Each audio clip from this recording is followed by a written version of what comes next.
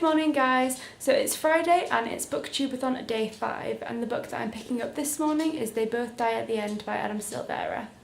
So it's about 8:30 in the morning right now and I've got a really busy day ahead of me today because I'm going on holiday this weekend and I've got absolutely loads of things to sort out. But I do have a little bit of time free before I need to head out and start doing any jobs, so I'm going to spend that time doing some reading because I would like to make sure I at least finish one book today. So I'm going to get a head start on my reading now to make sure that I can sort of keep up to it later and I don't have too much catching up to do this evening.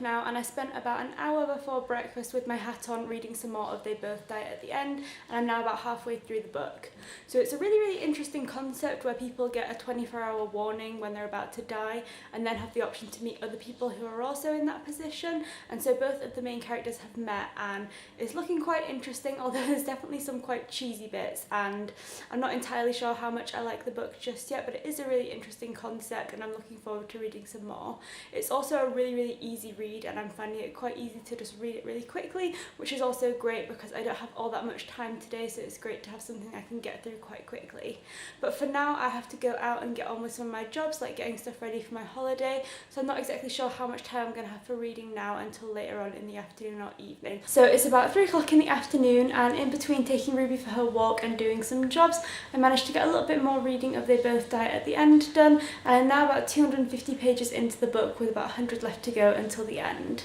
So at the beginning of this book I was finding it to be quite cheesy and forced and I wasn't really loving it all that much, but I have to say the more of the book that I read, the more the characters are growing on me, so it is getting a little bit more interesting the more that I get through. Although I do stand by the fact that it's still quite cheesy because I think being a book about people who get 24 hours warning before they die, there is a big focus on fate and meeting people at the right moment in your life at the exact right time and sort of being prompted to live your life to the fullest and that kind of thing, which is definitely coming across quite cheesy, but it is quite interesting, and as I said earlier, it's a really easy to read book, so I'm hoping to get that finished later on this afternoon. But for now I'm going to head to the gym and then come back and do more reading later. So it's been a little while since I last filmed a reading update, and that's because I haven't actually managed to do any more reading because I've been super busy this afternoon. So we obviously went to the gym, and then since coming back from there I've been doing a lot of cleaning, and I just finished up doing a massive load of ironing so that I can finally start packing for mine and Jay's holiday because we leave on Sunday,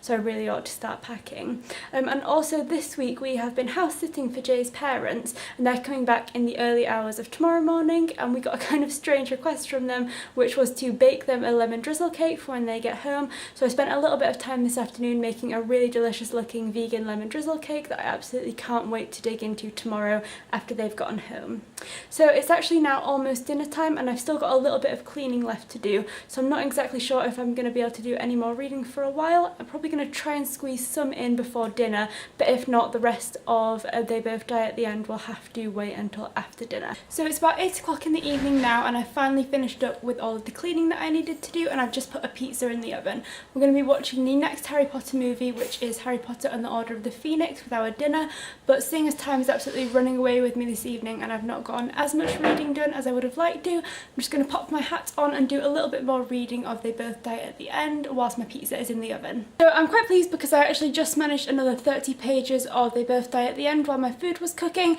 and it's definitely the kind of book that's growing on me the more that I read it. My food's ready now, so I'm going to sit down and watch Harry Potter. So it's about 11 o'clock in the evening and I can finally take off my ridiculous hat because I just managed to finish up reading They Both Die at the End. So I'm actually super happy that I decided to pick up this book today because, as you can probably tell from the lack of footage I've got, I've not actually had that much spare time free for reading today because I've been pretty busy, but this has been the kind of easy read that's meant that every time I did have a little bit of spare time free for reading, I could blast through quite a lot of pages in a short space of time, so it's still been pretty easy to make sure I could read a whole book in a day, which is exactly what I wanted, and so this has actually been the perfect read for today. So this is a YA dystopian where people get a 24-hour warning when they're about to die and can then choose to meet other people who are also in that position. And because dystopians are some of my favourite books usually, I had some really high hopes for this book, and there were definitely some really interesting elements. I was particularly interested in the sort of exploration of fate and whether it's sort of beneficial to know your future, because obviously in a world where people get a 24-hour warning when they're about to die, it's quite interesting to see how people react to that and whether it's beneficial and gives them an opportunity to sort of live out their last day exactly as they want it, or whether it's actually sort of detrimental and puts a lot of pressure on people to have the sort of perfect last day. So that was really interesting. But there were some elements of the book that I wasn't as keen on, and particularly I found the sort of romance within the book to be quite cheesy. It wasn't a terrible romance or anything like that, but there was just a lot of, I guess, the concept of meeting the exact right person at the perfect time in your life, and it just felt a little bit cheesy and forced to me at times, although it did develop throughout the novel to become a little bit more believable, and I definitely found myself liking the characters a lot more towards the end of the novel, and they definitely grew on me throughout. But I'd say this is either a 3.5 or 4-star read for me. It definitely grew on me throughout, but I'd say it was probably my least favourite read of the BOOKTUBEATHON so far, possibly just because, being a lover of dystopians, I had some really high hopes for this and it wasn't quite as good or interesting as I was hoping. But I did enjoy it, so I'm glad that I managed to read it because it's been on my radar for quite a while now, and I'm glad I finally got round to it. So the next book that I'm planning to pick up is for the challenge of reading a book about something that you want to do. But I'm actually having to make a little bit of a change to my original TBR for this one, because the book that I had originally planned to pick up was The Distance from Me to You by Marina Gessner. And this is a book about a girl who sets out on the Appalachian Trail on her own and then meets a guy while she's out there, and there's like a romance whilst they're on the trail. But the reason why I wanted to pick up this book was because I really enjoy sort of like adventure hiking and just being out in nature, so the Appalachian Trail sounds like such a cool thing to do, and it definitely met this challenge for me. But when I made my TBR video, I hadn't actually received this book yet. It was on its way from Amazon, and when it arrived I discovered that whilst the title was written in English, the rest of the book is printed in German, and that was actually quite a funny coincidence for me because I'm actually learning German at the moment, and whilst I'm definitely improving all the time, I definitely don't think I'm quite ready to read a book that's written fully in German as quickly as I would read an English book. So I am setting myself the challenge of reading this book because I definitely think I could do it, and it would definitely help to improve my German and sort of improve my understanding of written German, but it's definitely not something that I could read super quickly, which is obviously the aim for the BOOKTUBEATHON when you're trying to read 7 books in 7 days. So I'm definitely planning to read this book at some point, but I'm going to put it aside for now because I just don't think it's quite the right choice for the BOOKTUBEATHON week when I'm trying to blast through as many books as possible.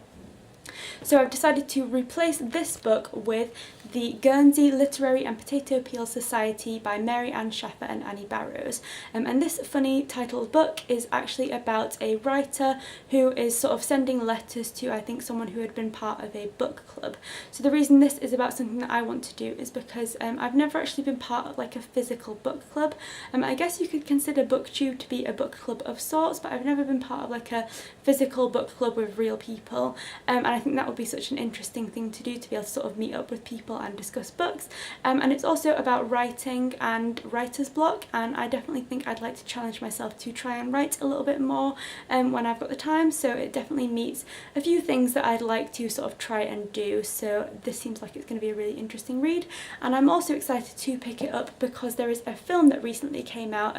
from an adaptation of the book, and it looks like it's really sort of quite a fun film. It's got Lily James in, who I've seen before in War and Peace, which I absolutely loved, so I'd really like to be able to watch that film, but of course I'd like to read the book first.